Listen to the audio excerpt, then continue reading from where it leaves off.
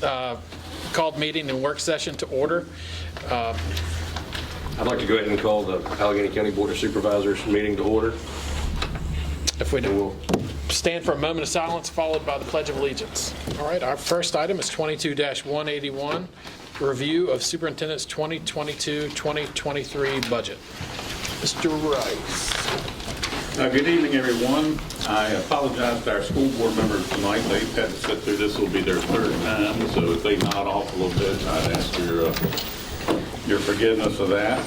And I'll try to be brief in my presentation, and if you have questions, would like to interrupt me throughout, that's fine, or if you want to stay until the end, that's fine too. This is our first budget that will be prepared for the consolidated Alleghany Highlands Public Schools, so we're making history with this budget. I cannot begin to tell you in words what a challenging undertaking this has been. It's been complex, it's been time-consuming, it's still ongoing, and we still have a way to go. But we're getting there, and we've had great cooperation from all the entities. Everyone's worked hard. I can't say enough good things about how everyone's come together to come to agreement on a number of complex issues, and that's allowed us to proceed to the level we are now. We've had, as I mentioned before, challenges.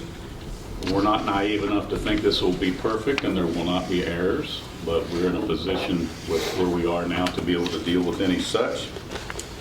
We've been aided through this process with some of our board members from both Alleghany County and Covington City Schools, with Gerald Franson and Jason Hellmanthaler, and Marie Fitzpatrick J. Woodson with Covington, and Glenn Spangler has also assisted, as has Fred Vaughn from the human resources perspective. But it's been very interesting, and I'm proud of the progress we've made.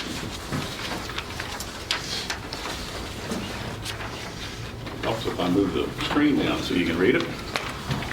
Before we could even begin to prepare a budget, we had to resolve a number of major issues. And first of all, this may seem straightforward and simple, but believe me, it's not. We had to confirm with the state that they were going to recognize one entity in their funding for next year and not two. Took a little bit of work, but subsequently we were able to confirm that, and in fact our state funding formula, known as a CALC tool, identifies us as one entity, and so that was a major hurdle. We've had to work on policy additions, revisions, and changes to make sure that what we're doing next year will coincide with those policies. We had to select a financial management system and accounting structure. The ultimate decision was to utilize the one that Alleghany County uses. The county treasurer will be the fiscal agent for the new school board. And due to the nature of the fact that we are using our financial platform, RDA, a lot of the work has fallen on the finance office of Alleghany County Public Schools, just as the nature of the beast. And I cannot say enough for Jewel Tincher and Lori Tolley and Carolyn O'Connor in my office for all the additional work they've done to make this happen. One of the greatest hurdles we've had to address is the development of new salary scales. That in and of itself began back in the summer and took a lot of effort to combine three different entities and their different salary scales with different steps, different starting and ending wages, and have one platform for all of us to be off of moving forward. We also had to address supplemental wages like degree supplements, coaching amounts for coaching contracts, for various other miscellaneous wages, and that was an undertaking in and of itself. We had to identify what level of employee benefits we were going to provide, especially with health insurance, and that was a major undertaking. We've also been in constant contact as recently as last week with the Virginia Retirement System, the local choice for our health insurance, Baycorp for all of our other miscellaneous property, casualty, auto insurances, to make sure we're one combined platform on July 1st, 2022. So once we were able to do that, we moved into the budget preparation. And that included the development of uniform 30-step salary scales for all positions with a few exceptions. And that was a major undertaking. We had steps that were 12, 15, 36, 30, 25. that all had to be combined into a 30-step scale. And in the process of doing that, we had to equalize the scale so people with the same amount of experience with either school system made the same amount of money. One of our overriding goals was to hold employees harmless so that no one had a loss in their pay or benefits, and we were able to successfully achieve that. The average increase for next year, division-wide, as a result of the equalization, will be 6.4%. There will be a wide range in those salaries based on the equalization. The health insurance contribution rates were maintained at the Covington base level plan. They contributed more than we had, that Alleghany had in the past, so we brought ours up to their level so that everyone receives the same level of health insurance benefit. This year, given this change, in the past, Alleghany County Public Schools operated their food service operations as a separate enterprise fund. They have their own separate bank account. We handle payroll for them as their fiscal agent, if you will. They reimburse us. We run it through our operating fund books. Next year, we will not do that. We'll have a new fund in our fund accounting, a Fund 15 for the food service operations, and any revenues received in federal reimbursement or things like that, and any payables that come out of that fund will all post to Fund 15 and not run through our operating fund, so that'll streamline that process. We did increase degree supplements for master's degree and some other job-related supplements. We had not increased our master's degree supplement in Alleghany County in many years, so that will go from $3,000 to $3,300 per year. We also had to comply with the $12 per hour minimum wage that will take effect next January. Ours actually will be in effect on July, so that we're fully compliant with that. We were also able to migrate employees who are currently funded with CARES money away from that to funding with local, state money and federal monies outside of CARES, because that money has a sunset. And while we had the wherewithal to do that, we were able to migrate those folks away from CARES, and then we don't have to worry about how we're going to fund them when the CARES money runs out. So we were able to do that. Any questions thus far?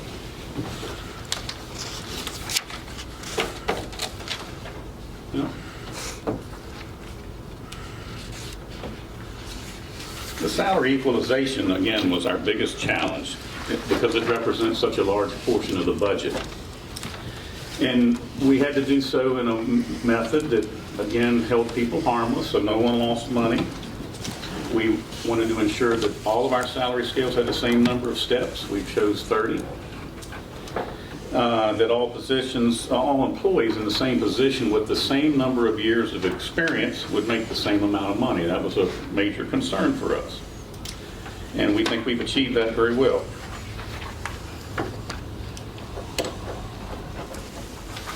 The process to do that, currently Covington City and Jackson River Technical Center have scales based on experience. That means the step on your scale is equal to your level of experience. Alleghany County Public Schools does not have that. We have 36-step scales that do not equal experience. In order to combine all of those into one set scale, it was not possible to maintain experience-based scales.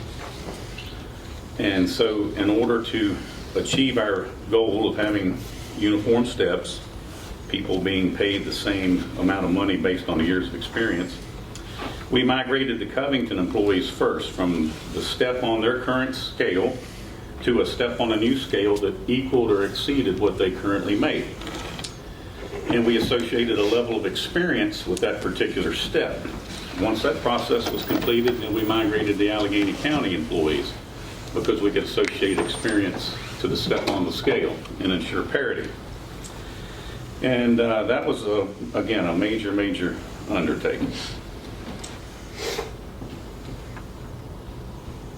We also elected to use the Alleghany County Public Schools administrative salary formula for administrators and principals so that we have a systematic approach to providing those levels of wages. Questions on that? All right. Our final outcome was no one has a loss in their pay or benefits, that people on their applicable scale will make the same amount of money based on the same years of experience. We had a great deal of angst about this process because of how many variables are involved. It's a complicated process. So we sought the review of a third-party consultant who has a wealth of experience in doing these in Virginia, and had them review our process from top to bottom to ensure that we had not made oversights on our end. And her findings were that she thought our process was sound, thoughtful, and accurate. As I mentioned again, all of our scales are $12 per hour minimum wage compliant. So no scale has a step zero that's based on less than $12 per hour. Because we were going to have a number of employees, this is not a step increase, so we're migrating people from one scale to another. So because of that, there were some individuals who would not, quite a few actually, who would not receive a salary increase of any kind. So we made a decision to increase step zero and the top of the scale by 2%. And bear in mind that when we set these scales, we used the top of whichever school division had the highest step zero and the highest top of the scale. That's what we used. So that was always the guiding factor. Once we arrived at that, then we increased the bottom of the scale and the top of the scale by 2%. That drives every step in between through, so that we had people who either were brand new or at the top who would still get an increase. Now, we do have just a handful of people, less than 5, I think, who were already through various means past the top of the scale. Those folks will be frozen and they will not receive an increase, but again, they will not receive a decrease either. And then employees who were not on a scale, and we have a few like bus drivers, we have a couple of our health-related services are not on a scale. They were provided with a 6.24% increase in their compensation. Questions on that? Yeah, give me an example. Who's at the top of the scale? Who would be at the top of the scale? Someone who's been here for 35 or 40 years and they've topped out. But they don't get, they get a 2%? Anytime someone's at the top of the scale, and we're doing just step increases, for example, the only time someone at the top of the scale will get an increase is if you increase the scale, because there's no more advancement on the steps. They're already at the top of the scale. So unless we raise the scale, they don't receive an increase. So that's what we did there.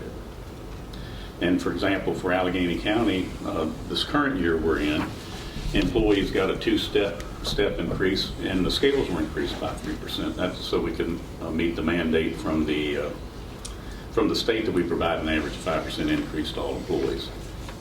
And the state has a habit of doing that these days, where you have to certify that you provided that level of increase in order to receive the compensation funding they provide. If you don't provide the increase, you don't get the funding. How many, do you know how many employees are actually at the top of the scale? Not off the top of my head, no. Not a whole lot. And again, they will receive an increase because of the increase in the scale. That's the pluses and minuses of salary scales. Foreign concept in the business world I came out of, but they're deeply entrenched in public education, as I have learned. Now, one of the things, this budget that we're presenting to you tonight is not going to be our final budget, because as most of you are aware, the General Assembly adjourned without reaching a final state budget. So we do not know what our final state funding is going to be. However, looking at the proposed budgets that came out of the House and Senate, in the worst case scenario, we will not have to go back and revise these benefit or wage related changes, because we've accounted for that in other places in the budget. So we're confident we're not going to have to make changes here, despite what the final state funding is. We've also would have CARES money. Again, we've taken everyone funded with CARES out that we've not utilized either. So we've got some capacity if we have issues that we can address.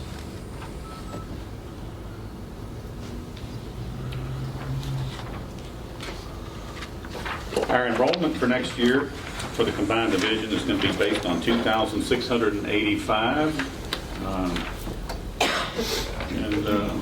Right down there, a reduction of 47 from the combined ADMs of Covington and Alleghany currently. Obviously, JRTC students are captured in the Covington and Alleghany total, so it's just Alleghany and Covington here.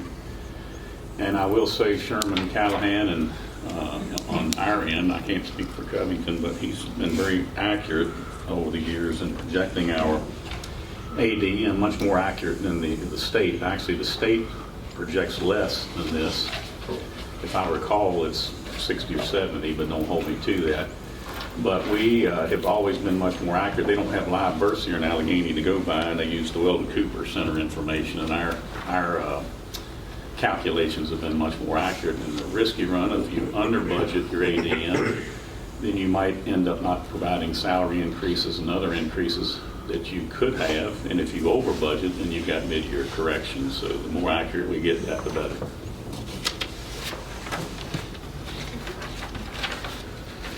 And as I mentioned earlier, today we're presenting you a budget that's already obsolete, but we have a statutory requirement to provide this to you as our governing body, the Board of Supervisors.